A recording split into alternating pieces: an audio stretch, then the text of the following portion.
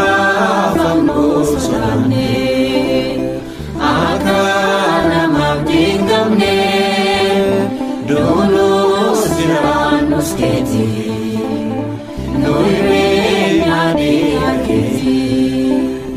Hirraafamnu sodaanne akka namaaf dinqamne duunus jiraannus keeti nuyi yaadni argeeti.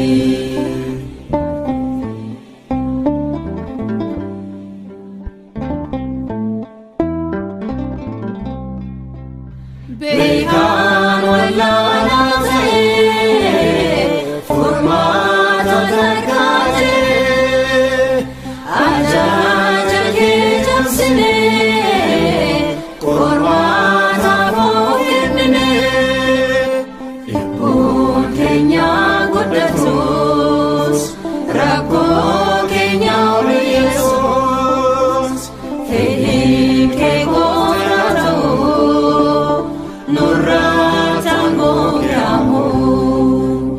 Hirraafamnu sodaanne akka namaaf dinqamne duunus jiraannus keeti nuyi yaadni argeeti.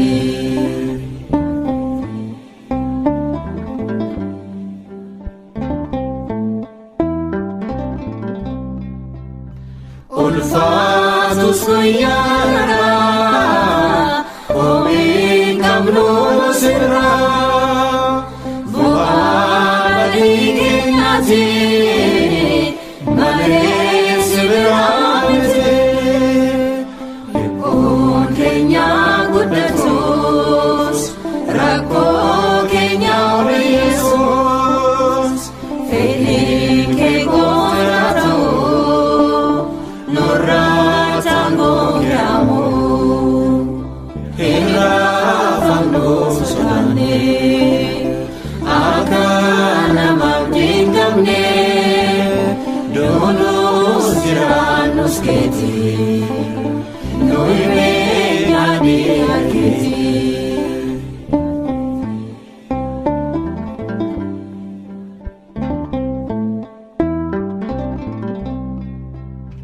Abdiin qabnu lafarraa biyyi keenya samiirraa nutis miidhagina dhabee baraana nurra darbee dhibbuun keenya guddatus rakkoo keenya Yesuus fedhii kee goota ta'uu nurraa tangoogiramu.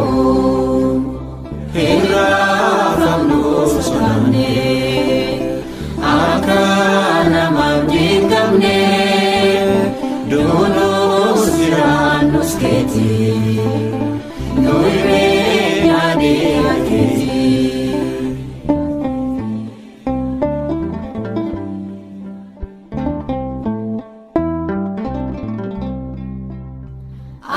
Akkatamaaf lolaanne injiru kan hin beekne kanaaf iyyaasi waamna asaasiisiiti manna.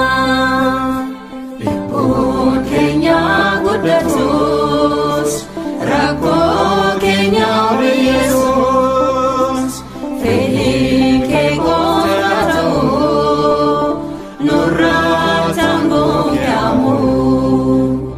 Hirraafamnu sodaanne akka namaaf dinqamne duunus jiraannus keeti nuyi yaadni argeeti.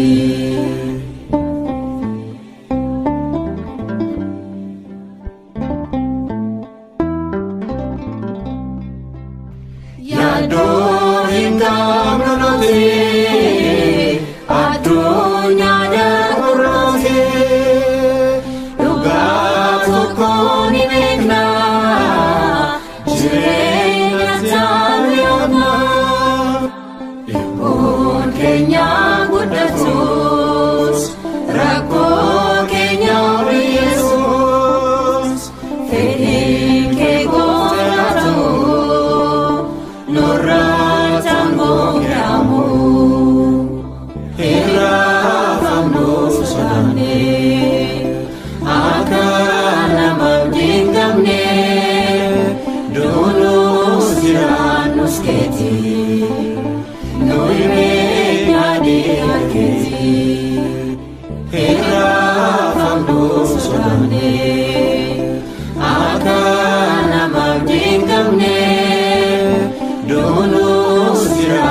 jiraannus keeti nuyi beeknaa dhiiga keeti.